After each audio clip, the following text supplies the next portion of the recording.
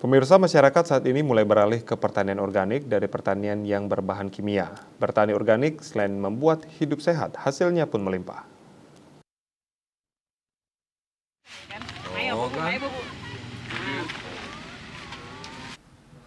Seperti yang kita temui di Desa Kedisan Tegalalang, Kabupaten Gianyar, para petani setempat sangat bersemangat dalam mengembangkan pertanian padi organik. Salah seorang petani, Iputu Yoga Wibawa mengatakan, semenjak dirinya beralih ke pertanian organik, hasil panen padi yang didapatkan juga meningkat. Hal tersebut telah dibuktikan sebelum ia memulai pertanian organik yang hasilnya tidak begitu banyak. Per hektar ia mampu menghasilkan kabah mencapai 9,5 ton. Ia juga menuturkan biaya yang dihabiskan sangat sedikit karena memanfaatkan lingkungan sekitar untuk dijadikan pupuk. Hasilnya 5 ton per hektar. Gitu. Terus dengan terus menambahkan organik semakin dari musim ke musim terus naik, Bu.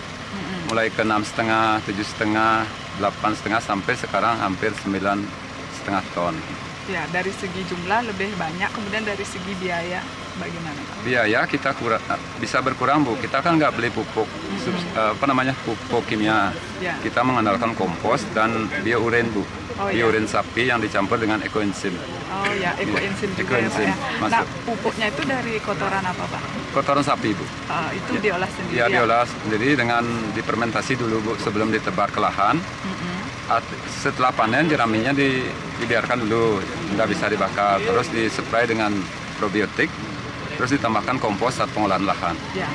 Pertama tanah disingkal dulu dengan traktor, setelah itu ditebar kita kompos, kompos yang kita sudah terfermentasi kita tebar, terus dispray lagi lahannya itu dengan probiotik, Ibu.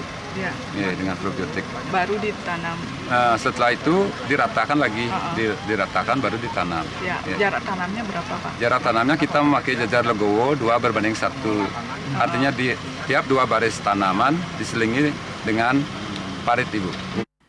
Pemirsa, sudah saatnya petani beralih ke pertanian organik untuk mewujudkan lingkungan hidup sehat. Desak Aryani, Bali TV.